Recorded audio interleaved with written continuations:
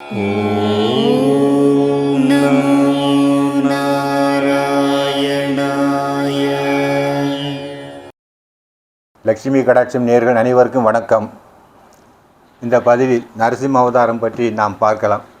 நரசிம்ம ஜெயந்தி 30/4/2026 வியாழக்கிழமை அன்று நரசிம்ம ஜெயந்தி. நரசிம்ம ஜெயந்தி என்பது வைகாசி மாதம் சுக்குலபட்சம் சதுர்த்தசி திதியன்று கொண்டாடப்படும். சுக்குலபட்ச சதுர்த்தசி அன்று பகவான் மகாவிஷ்ணு நரசிம்ம அவதாரம் எடுத்தார். எப்படி? அதாவது சிங்கத்தின் தலை மனித உடல் கொண்ட ஒரு அவதாரம், நரனும் மிருகம் சேர்ந்த ஒரு அவதாரம், மிக அழகான ஒரு அவதாரம். அவதாரங்களிலே சிறந்த ஒரு அவதாரம் இதுன்னா இந்த நரசிம்ம அவதாரம் தான். அழகிய சிங்கர்னே பேர். ஏன் அந்த அவதாரம் எடுத்தாருன்னா, ஹிரண்யகசிபு என்கிற ஒரு அசுரன் அவனை அழிக்க வேண்டும். அதுபோல் அவனுடைய பிள்ளை பிரகலாதன், அவன் சிறந்த விஷ்ணு பக்தன், அவனை காக்க வேண்டும். அதற்காக எடுத்த ஒரு அவதாரம். சிங்கத்தின் தலையும் மனித உடல் கொண்ட ஒரு அவதாரம். பொதுவாக இந்த கதை எல்லோருக்கும் தெரியும். பிரகலாதன் யார், ஹிரண்யகசிபு யார், ஏன் அழிச்சாருன்னு தெரியும். பிரகலாதன் சிறந்த விஷ்ணு பக்தன், கர்ப்பஸ்ரீமான், அந்த அளவுக்கு பெயர் பெற்றவர் பிரகலாதன். அவருடைய தந்தை ஹிரண்யகசிபு ஒரு அசுரன். அவர் என்ன பண்ணார்னா, தவம் செஞ்சு நல்லா நிறைய வரம் வாங்கிட்டார் பகவான்கிட்ட. அந்த வரத்தின்படி எல்லோரும் இந்த உலகத்தில் நான் தான் கடவுள், எல்லோரும் ஹிரண்யாய நமக என்று என் பெயரைத்தான் சொல்ல வேண்டும் என்று சொல்லி மக்களிடம் உத்தரவு போட்டான். அதன்படியே மக்கள் அவனுடைய பெயரை உச்சரித்தனர். ஆனால் அவனுடைய பிள்ளையோ நேருக்கு மாறாக பிறந்து விட்டான். ஸ்ரீமன் நாராயணன் தான் தெய்வம். அவரை தவிர உயர்ந்த தெய்வம் யாருமே இல்லை. அவர்தான் இந்த உலகத்தை காக்கிறார். சகல ஜீவராசிகளிடம் அவர்தான் இருக்கிறார் என்று அவன் சொல்லுகிறான்.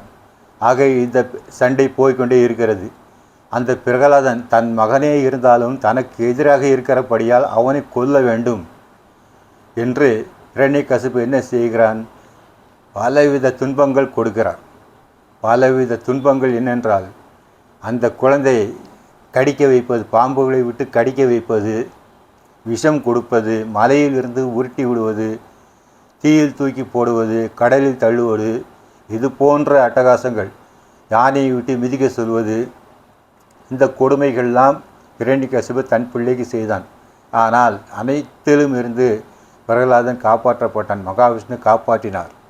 ஆக ஒரு காலகட்டத்தில் ஹிரண்யகசிபுவால் தாங்க முடியவில்லை. உடனே அவன் அந்த பிள்ளையை அழைத்து, நீ எப்போதும் ஹரி ஹரி என்று சொல்கிறாயா, அந்த ஹரி எங்கே இருக்கிறார் என்று கேட்க, அவர் எங்கும் இருக்கிறார், தூணிலும் இருக்கிறார், துரும்பிலும் இருக்கிறார் என்று சொல்ல, இந்த தூணில் இருக்கிறானா என்று காட்ட, இருக்கிறார், அவர் தூணிலும் இருக்கிறார், துரும்பிலும் இருக்கிறார் என்று தூண் முன்னாடியே விழுந்து சேவித்து விட்டான். கடைசியில் கட்டிய அந்த தூண் என்ன தூண்னா, அது அவனே அளந்து கட்டிய தூண். ஆழ்வார் பாசனம் இருக்கிறது. அந்த தூணை தட்ட அதில் இருந்து விகாரமாக ஒரு உருவம் வெளிவருகிறது. அதான் நரசிம்ம அவதாரம். சிங்கத்தின் தலை மனித உடல் கொண்ட அவதாரம். அப்படியே அவனை வதம் செய்கிறது. எப்படி என்றால், எல்லாம் அவன் கேட்ட வரத்தின் அடிப்படையில். வரத்தை மீறவே இல்லை பகவான். அவன் என்ன வரம் கேட்டானோ அந்த வரப்படியே பகவான் அவனை வதம் செய்கிறார். அவர் என்ன வரம் கேட்டார்னா, ஆயிரக்கணக்கான வருஷம் கடுமையான தவம் செய்தார். அவன் தவம் செய்த இடத்துல புற்றே வளர்ந்து விட்டது, எலும்பாக தான் இருக்கான். கடைசி பிரம்மா அவனுக்கு காட்சி தந்து அவர் கேட்ட வரத்தை அருளினார். அப்போது அவனுடைய உடம்பெல்லாம் பார்த்தா பொன்மயம் ஆகிவிட்டது. இரண்யம் என்றால் பொன், பொன் நிறத்தவன் ஆகிவிட்டான். என்ன வரம் கேட்டார் என்றால், இரவிலும் பகலிலும் மரணம் வரக்கூடாது, வீட்டிற்கு வெளியிலும் வீட்டிற்கு உள்ளிலும் வரக்கூடாது, ஆகாயத்திலும் சரி பூமியிலும் சரி மரணம் வரக்கூடாது, எந்த ஆயுதத்தாலும் மரணம் வரக்கூடாது, மனிதனாக மிருகமோ யாரும் என்னை கொல்ல முடியக்கூடாது, இப்படியெல்லாம் வரம் கேட்டான். அத்தனையும் பகவான் அப்படியே கையாண்டார். எதுவும் மீறாமல் அந்த ஹிரண்யகசிபை வதம் செய்தார். வதம் செய்து பிரகலாதனுக்கு ராஜ்ய பட்டாபிஷேகம் செய்து வைத்தார். அந்த அளவுக்கு ஒரு சிறப்பான ஒரு அவதாரம் தான் இந்த நரசிம்ம அவதாரம். எங்கு முளன் கண்ணன் என்ற பாசுரம். பகவான் எங்கும் இருக்கிறார், எப்போதும் இருக்கிறார்.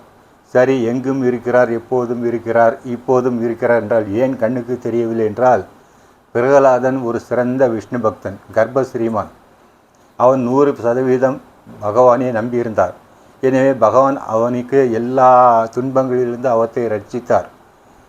எந்த துன்பமும் அவருக்கு ஒன்றும் செய்யவில்லை, எந்த தண்டனையும் அவருக்கு ஒன்றும் செய்ய முடியவில்லை. பகவான் அவனை ரட்சித்தார்.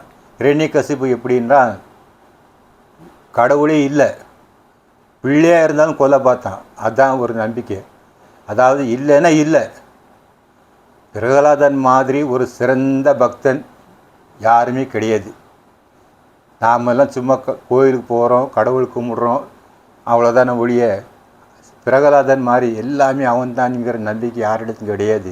அதுபோல் இரண்யகசிபு பிள்ளே இருந்தாலும் நான் தான் கடவுள் என்பதை அவன் ஒத்துக்கொள்ளவில்லை. எவனே ஸ்ரீமன் நாராயணன் கடவுள் என்று சொல்லுகிறான். என அவனை கொல்ல வேண்டும் என்று அவன் நினைக்கிறான். பிள்ளையாக இருந்தாலும் நான் சொன்னபடி தான் கேட்க வேண்டும், கடவுள் இல்லை என்றால் அதை தான் அவன் சொல்ல வேண்டும் என்று அவன் ஒரு கொள்கை உடையவன். ஆக இப்படி தான் இருக்கணும். நாம் உதட்டளவில் கடவுள் இல்லைன்னு சொல்லிடுவோம், மனசில் அவர் வேண்டிக்கிட்டே இருப்போம். நமக்கு ஏதாவது சின்ன இடத்துல வந்தாச்சு, துன்பம் வந்தாச்சு, நேராக பகவான் காலில் போய் விழுந்துடுறது, இதுதான் காப்பாற்றன்னு சொல்லி. அந்த பக்தியால் எந்த பிரயோஜனமும் இல்லை. இருந்தால் 100% கடவுள் மேல் நம்பிக்கை இருக்க வேண்டும். அப்படி நம்பிக்கை இருந்தால்தான் அந்த தெய்வம் நமக்கு காட்சி கொடுக்கும். இன்றும் கூட நடந்து கொண்டு இருக்கத்தான் இருக்கிறது. சில பேர் ரொம்ப நம்புவாங்க, அவருக்கு தெய்வம் ஏதோ ஒரு வழியில் வந்து உதவி செய்ய தான் செய்யுது. ஆனால் அது அவங்களுக்கு தெரியும், பகவான் தான் இப்படி இந்த உருவத்தில் வந்து நமக்கு உதவி செஞ்சுருக்காருன்னு. அதுபோல் உண்மையான பக்தி தெய்வத்திடம் இருக்க வேண்டும். பகை இருந்தாலும் சரியாப்படி, அதாவது எது நடந்தாலும் தெய்வமே இல்லை, அப்படி இருந்தாலும் அவனுக்கு காட்சி கிடைக்கும். அந்த மாதிரி இப்போ யாரும் இல்லை, அதனால் அவர் தெரிகிறது இல்லை. அனைவருக்கும் நரசிம்ம ஜெயந்தி தின வாழ்த்துக்கள். அன்றைய தினம் சாயங்கால நேரம் நாம் பூஜை செய்வது மிக உத்தமம்.